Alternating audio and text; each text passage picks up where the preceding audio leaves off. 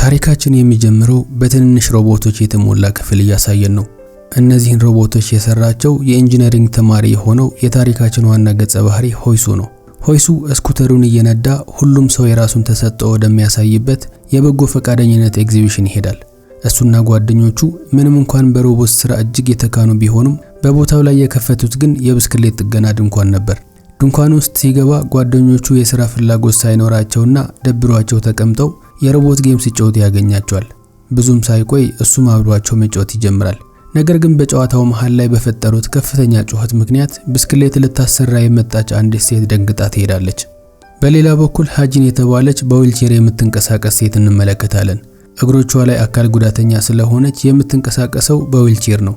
ሃጂን በጣም ጎበዝ የቀስት ስፖርት ተወዳዳሪ ነች። የውድድሩ ማብቂያ ላይ ሁሉም ባሳየችው ብቃት ተደንቀው ያመሰግኗታል። አሁን ለሽልማት የቀረበውን ትልቁ የቴዲ ቤር አሻንጉሊት ለመውሰድ ከሌላ ተወዳዳሪ ጋር እየተከራከረች ነው። አሻንጉሊቱን በኃይል እየጎተተች በነበረችበት ጊዜ ሚዛኗ ስለሳተች መሬት ላይ ትወድቃለች። በሌላ በኩል ሆይሱ አሁንም በጨዋታው ተመስጦ ስለነበረ ጓደኞቹ ጥለውት እንደሄዱ እንኳን አላስተዋለም ነበር። ቀጥሎ ሃጂን ሽልማቱን ተቀብላ በዊልቸሯ ስትሄድ እንመለከታለን። ነገር ግን ዊልቸሩን በትክክል መቆጣጠር አልቻለችም ነበር። ሳታስበው ሆይሱ ወደ ነበረበት ድንኳን ውስጥ ትገባና በድጋሚ መሬት ላይ ትወድቃለች። ሆይሱ ደህና መሆኗን ሲጠይቃት ምንም እንዳልሆነችና የተለመደ ነገር እንደሆነ ትነግረዋለች። ዊልቸሩን ሲመለከት አሰራሩ አስደናቂ እንደሆነ ይረዳል። ነገር ግን መቆጣጠሪያው ችግር እንዳለበት ያስተውላል። ሊያስተካክልላት ፈቃደኛ እንደሆነ ከነገራት በኋላ እሷን በደስታ በሐሳቡ ተስማማለች። ዊልቸሩን በትንሽ ጊዜ ውስጥ አስተካክለው ሲሰጣት በጣም ትደሰታለች። በተጨማሪም እንዴት በቀላሉ ሊያስተካክለው እንደቻለ ተጠይቀውና እሱም የሜካኒካል ኢንጂነሪንግ ተማሪ እንደሆነ ይነግራታል። እሷም በሁኔታው ፈገግ በማለት ደስተኛ እንደሆነች ታሳየዋለች። ሆይሱ አገልግሎቱ በኤግዚቢሽኑ የተዘጋጀ የነፃ አገልግሎት እንደሆነና ክፍያ እንደሌለው ቢነግራትም ላደረገላት ውለታ ልታመሰግነው ትፈልግ ነበር። ምሳ ልትጋብዘው እንደምትፈልግ በመግለጽ የሚያውቀው ደህና ሬስቶራንት ካለ ትጠይቀዋለች። እሱም ወደሚያውቀው ቤት ይዟት ይሄዳል። ነገር ግን ቦታው ላይ ሲደርሱ ሬስቶራንቱ ጋር ለመድረስ ብዙ ደረጃዎች ስለነበሩት ትደነግጣለች። እናም ወደ ሌላ ቦታ መሄድ እንዳለባቸው ትነግረዋለች። እሱ ግን የዚህ ቤት ምግብ በጣም እንደሚጣፍጥና ሁልጊዜ እዚህ እንደሚበላ ይነግራታል። ከዚያም ጀርባው ላይ ከተሸከማት በኋላ ዊልቸሩ ግራውንድ ላይ ትተውት ወደ ላይ ይወጣሉ።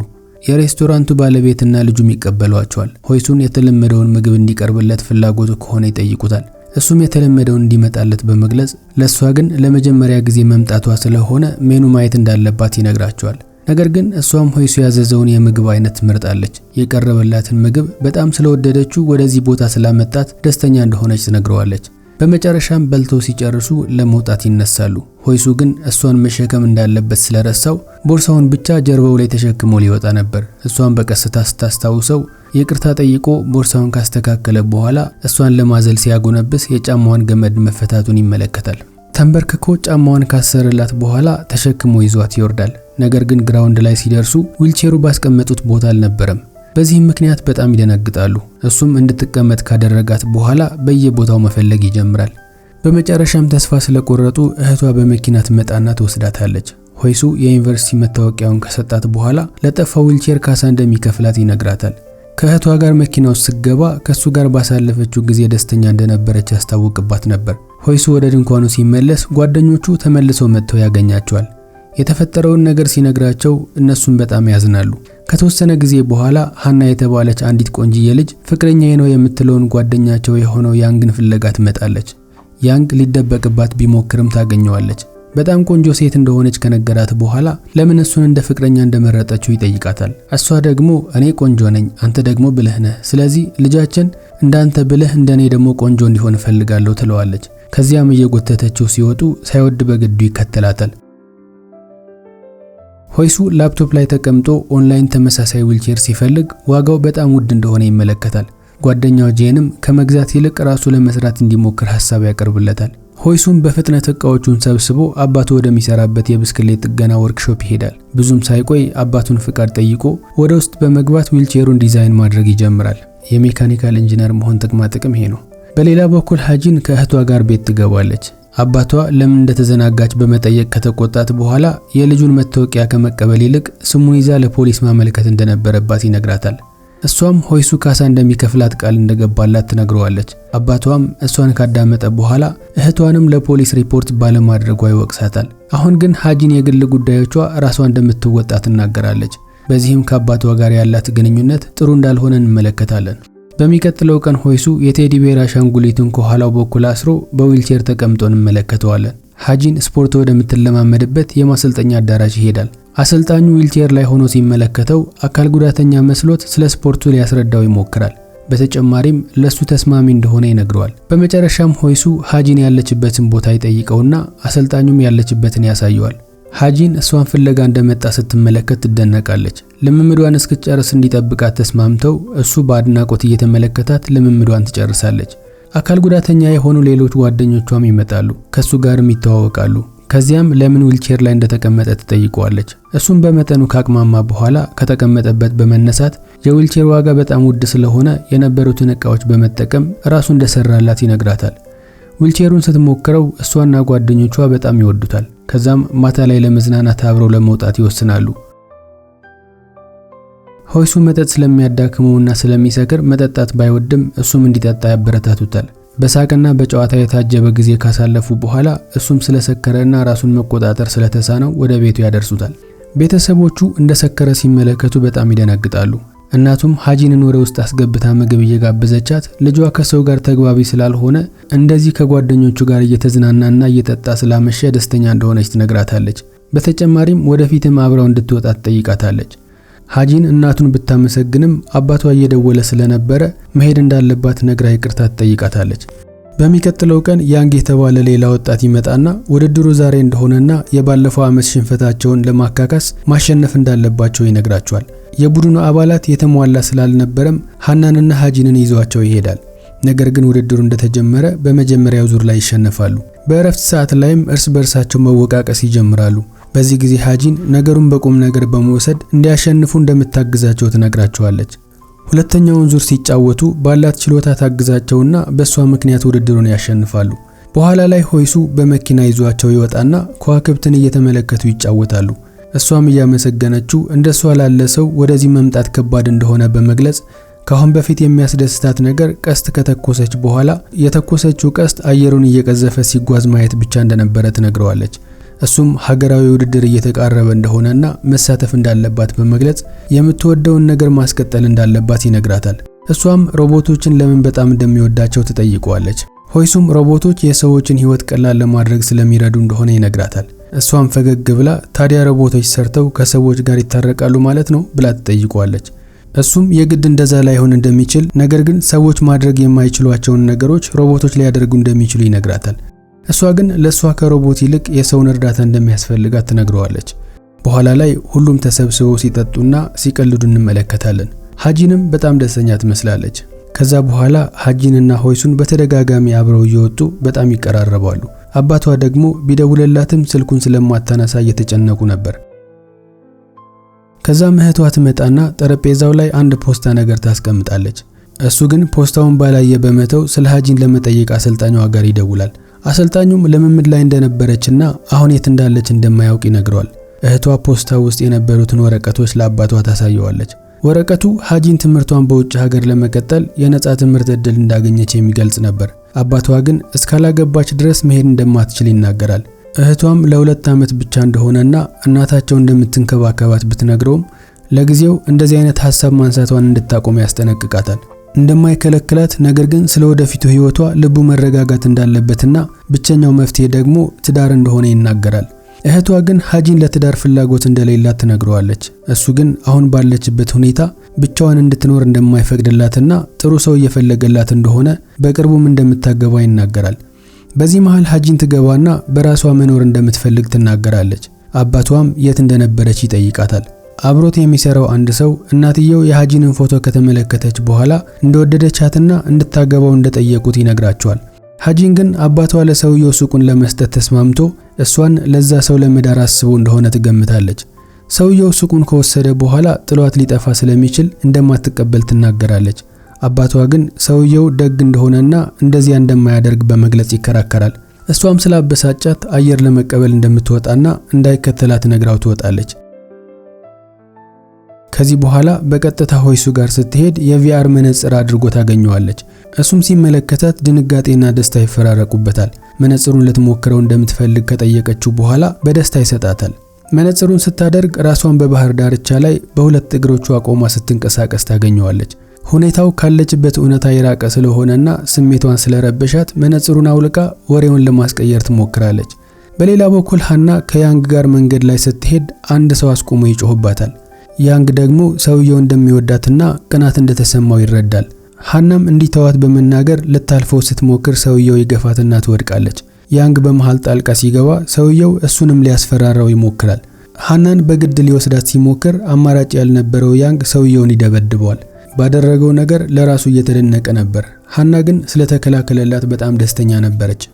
በሚቀጥለው ቀን ሃጂን ከእናቷ ጋር ተቀምጣ አባቷ በሚያሳያቸው ባህሪያት እንደተበሳጨችና ከሷ ጋር መኖር እንደምትፈልግ ትነግራታለች። እናቷ ግን ፈቃደኛ አልነበረችም። ሃጂንም እናቷ በቅርቡ ልታገባ ስለምትችል በነፃነት መኖር ፈልጋ እንደሆነ ትረዳለች። ከዛ በኋላ ራስ ወዳድ እንደሆነች በመግለጽ እናቷን ትወቅሳታለች። እናቷ ግን ሰዎች አንዳንዴ ራስ ወዳድ መሆን እንዳለባቸው ትናገራለች። ከዚያ በኋላ ሃጂን ከጓደኞቿ ጋር ለሀገራዊ ውድድሩ ማጣሪያ ትሄዳለች። ነገር ግን አንዱ የቡድን ጓደኛቸው ድንገት ህመም ስለተሰማው መኪና ውስጥ በትክክል መቀመጥ ይሳነዋል። በዚህ መሃል ሆይሱ ስኩተሩን እየነዳ ሲመጣ ሁኔታውን ይመለከታል። አሰልጣኙም የታመመውን ልጅ ወደ ሆስፒታል ካደረሰው በኋላ እንደሚቀላቀላቸው ይነግራቸዋል። ከዛ በኋላ ሃጂን መኪናውን እየነዳ እንዲወስዳቸው ሆይሱን ትጠይቀዋለች። እሱ ግን ምክንያት ፈጥሮና አስቸኳይ ጉዳይ እንዳለበት ተናግሮ ፈቃደኛ እንዳልሆነ ይነግራታል። አማራጭ ያልነበረው አሰልጣኙም አሁንም ተሰናብቷቸው ይሄዳል። መንገድ ላይ ሳሉ ሃጂን ጓደኞቿ ስለ ሆይሱ የነገሯትን ነገር ታስታውሳለች። ገና ህፃን ልጅ እያለ በጨለማ ክፍል ተዘግቶበት ስለነበረ የጠባብ ቦታ ፍራቻ እንዳለበት ታስታውሳለች። አሁን ሆይሱ በተፈጠረው ነገር ደስተኛ ባይሆንም ስኩተሩን እየነዳ ይሄዳል። በኋላ ላይ ሆይሱ ለሷ ሲል ፍርሃቱን ለመጋፈጥ ይወስናል። ጓደኞቹንም እንዲረዱት ይጠራቸዋል። ሃናም መኪና ውስጥ ካጠገቡ ተቀምጣ ትመራዋለች። የመኪናው ጣሪያ ክፍት የነበረ ቢሆንም ጭንቀቱ እንዲለማመድ ጣሪያውን ትዘጋበታለች። የመታፈን ስሜት ሲሰማው እንዲተነፍስ የመዋኛ መነጽር ያደርጋል። ከዛ በኋላ መኪናውን መንዳት ይጀምራል። ትንሽ ከነዳ በኋላ ሃና መነጽሩን ከፊቱ ላይ አውልቃ ተወረውረውና እንዲረጋጋና ለመተንፈስ እንዲሞክር ትነግረዋለች። እሱም እንደተባለው በማድረግ መንዳቱን ይቀጥላል። በመጨረሻም ስለተሳካለትና ፍርሃቱን ማሸነፍ ስለቻለ ጓደኞቹ ደስታቸውን ይገልጻሉ። በዚህ ጊዜ ሃጂን ደግሞ ውድድር ላይ ነበረች። ውድድሩ ካለቀም በኋላ ከጓደኞቿ ጋር ለመሄድ አስባ የነበረ ቢሆንም ሆይሱ መኪና ይዞ እንደመጣ ትመለከታለች። እሷም ጓደኞቿን ከተሰናበተች በኋላ ከሱ ጋር ትሄዳለች። እሱም ድንገት ፍርሃት ከተሰማው እንደ መተንፈሻ የሚጠቀምበትን በፕላስተር የተጣበቀ ቱቦ ያለው መነጽር በማድረግ መኪናውን በትክክል መንዳት ይጀምራል። ነገር ግን አንድ መኪና ድንገት ከኋላ ይገጫቸውና ከባድ አደጋ ይደርሳል። ሆይሱ ራሱን ከሳተ በኋላ የትምህርት ቤቱ ጓደኞቹ ሲያንገላቱትና አንድ ክፍል ውስጥ ሲዘጉበት የነበረበትን ሁኔታ ማስታወስ ይጀምራል። ሃጂን እሱን ለማንቃት ብትሞክርም እሱ ግን መፈራገጥና መጮህ ይጀምራል። ብዙም ሳይቆይ ወደ ሆስፒታል ይወስዱታል። እሷም እያለቀሰች አንድ ቦታ ላይ ትቀመጣለች። የሆይሱ እናትም ትመጣና እንዳትጨነቅ ታጽናናታለች። በተፈጠረው ነገር የጥፋተኝነት ስሜት ተሰምቷት ልጇን ጥላው እንዳትሄድና እንደ ጓደኛ እንዲቀጥሉ ፍላጎቷ እንደሆነም ትነግራታለች። በተጨማሪም ዋናው ነገር ሁለቱም ደህና መሆናቸው እንደሆነ ታስረዳታለች። የሃጂን አባት ሲመጣ እናትየው ብቻቸውን ትታቸው ትሄዳለች። አባቷ ሆይሱ የአእምሮ መረጋጋት የሌለው ስለሆነ እንደማይሆናትና ከሱ ጋር እንድትቀጥል እንደማይፈቅድላት ይናገራል። ይህንን የሚያደርገውም እሷን ለመጠበቅ እንደሆነ ይናገራል። እሷን በብስጭት እንደ ህፃን ልጅ ማየቱ እንዲያቆምና ራሷን መጠበቅ እንደምትችል ነግራው ትወጣለች። ነገር ግን ሆይሱ የሚናገሩትን ነገር በሙሉ እየሰማ ነበር። በኋላ ላይ ሃጂን በልምምድ አዳራሽ ውስጥ ሆና ያለፈውን ታስታውሳለች። ሆይሱ ካገኛት በኋላ መገናኘት ማቆም እንዳለባቸው የነገራትን ታስታውሳለች። ለምን እንደሆነ ስትጠይቀው ግን ምክንያት እንደሌለው ነገር ግን መራራቅ እንዳለባቸው ነግሯትና ይቅርታ ጠይቋት ለመሄድ ሲሞክር አስቁመው ነበር። ከዛም ህይወቱን በመሸሽ ለመኖር ከፈለገ ክፍል ውስጥ ተዘግቶ መኖር እንዳለበትና ወደ ውጭ መውጣት እንደሌለበት ነግራው ነበር። ከትዝታዋ ስትመለስ ለመምዱን መቀጠል አልቻለችም። ጓደኛዋ ደህንነቷን ስትጠይቃት ደህና እንደሆነች ብትነግራትም ጓደኛዋ ግን ሁሌም ደህና መስላ መታየት እንደሌለባት ትነግራታለች። ጓደኛዋ ካቀፈቻት በኋላ ሆይሱ ማለት ለሷ ምንም የተለየ ነገር የሌለው ተራ ወንድ እንደነበረ ትነግራታለች። ሃጂን ግን በተለየ አይን እንደምትመለከተውና እንደምትወደው ትነግራታለች። በሚቀጥለው ቀን ሀጂን ክፍሏ ውስጥ ጊታሯን እየተመለከተች ድንገት እህቷ ትገባለች። ምን እያደረገች እንደሆነ ስትጠይቃት ጊታሩን ከቁም ሳጥን እያወጣች እንደሆነ ትነግራታለች። እህቷም አደጋ ከደረሰባት በኋላ ጊታሩን አይታው ስለማታውቅ በሁኔታው ትደነቃለች። ነገር ግን ሀጂን ልትሸጠው እንደሆነና ድንገት ገንዘብ ካስፈለጋት በማሰብ አስቀምጣው እንደነበረ ትነግራታለች። ከመሸጧ በፊትም ለመጨረሻ ጊዜ ትጫወታለች። ጨዋታዋም በጣም ያምር ነበር። ከዚያ በኋላ ለውድድሩ ስትለማመድ አሁንም ትኩረት ማድረግ ይሳናታል። በሌላ በኩል ሆይሱ በጣም አዝኖና ደስታው ጠፍቶ ብቻውን ክፍል ውስጥ ተቀምጧል። ድንገት ጓደኞቹ በሩን ከፍተው ሀጂን የምትሳተፍበት ውድድር ሊጀመር እንደሆነና አብሯት መሆን እንዳለበት ይነግሩታል። እሱ ግን የሚናገሩትን ነገር ላለመስማት የቪአር መነጽሩን ያደርጋል። ነገር ግን ሀጂን እርዳታ ስትጠይቀው በመናቡ ይታየዋል። እናም በቀደም የሰው እርዳታ እንደሚያስፈልጋት የነገረችውን ያስታውሳል። አሁን ግን ጊዜ መስጠት አልፈለገም። መነጽሩን አውልቆ የመኪና ቁልፉና የመዋኛ መነጽሩን ይዞ በፍጥነት ሲነሳ ጓደኞቹም ይከተሉታል። በሌላ በኩል ሀጂን ውድድሩ ላይ ቀሱን በትክክል መተኮስ ተስኗታል። ሆይሱ ደግሞ መኪናውን በፍጥነት እየነዳው ስለነበረ ጓደኞቹ አደጋ እንዳይደርስባቸው ፈርተው በጣም ተረብሸው ነበር። የሆነ ሰዓት ላይ ደግሞ ግጭት ሊያጋጥማቸው ለትንሽ ይተርፋሉ። እሱ ግን ይባስ ብሎ የመዋኛ መነጽሩን አወለቀና አሁንም መንዳቱን ይቀጥላል። በሌላ በኩል አሰልጣኙና ጓደኞቿ ሀጂንን ሞራል ለመስጠት እየሞከሩ ነው። ሆይሱ በቦታው ከደረሰ በኋላ መሸሽን እንዳቆመ ከሷ ጋር መሆን እንደሚፈልግና በማንኛውም ችግር ውስጥ ከጎኗ እንደሚቆም ይነግራታል። ዊልቸሩ ላይ ሜዳሊያ ካሰረላት በኋላ ውድድሩን ማሸነፍ እንዳለባት ይነግራታል። አሁን እሷም በሞራል ወደ ውድድሩ ትመለሳለች። ነገር ግን አሁንም ተኩሳ መሃል ላይ መምታት ይሳናታል። በተደጋጋሚ ከሞከረች በኋላ በመጨረሻው ሙከራ ኢላማውን በትክክል ስለመታች ሁሉም በደስታ ይጮሃሉ። ከቀናት በኋላ ሀጂን ወደ ውጭ ሀገር ለመሄድ እህቷን ትሰናበታለች። አባቷን በመጨረሻ በእሷ ፍላጎቶች እንደተስማማና እንደተለወጠ እንመለከታለን። በተጨማሪም ጊታሯን እንዳትሸጥና የሚያስፈልጋትን ገንዘብ እሱ እንደሚሰጣት ይነግራታል። አሁን አባታቸው ስለተለወጠ ሊቀርባቸውና የተሻለ አባት ለመሆን እየሞከረ ስለሆነ ሁለቱም በጣም ደስተኛ ናቸው። ከዚያም ሀጂን ሆይሱን ስታገኘው የተሰቀለ የራሷን ትልቅ ፎቶ ታሳየዋለች። ፎቶ ለሰርጋቸው ማስታወቂያ የተዘረጋ ነበር። ጓደኞቻቸውም ይመጡና እንኳን ደስ አላችሁ ይሏቸዋል። በመጨረሻም በታሪኩ መጀመሪያ ላይ ምግብ ወደ በሉበት ሬስቶራንት ይመለሱና ሁሉም ወንዶች ፍቅረኞቻቸውን አዝለው ደረጃውን ሲወጡ እያስመለከተን ታሪካችን እዚህ ላይ ያበቃል። ታሪኩ ከወደዳችሁት ላይክ እና ሰብስክራይብ ማድረግ እንዳትረሱ። በሚቀጥለው ድራማ እስክንገናኝ በያላችሁበት ሰላማችሁ ይብዛልኝ። ባይ ባይ።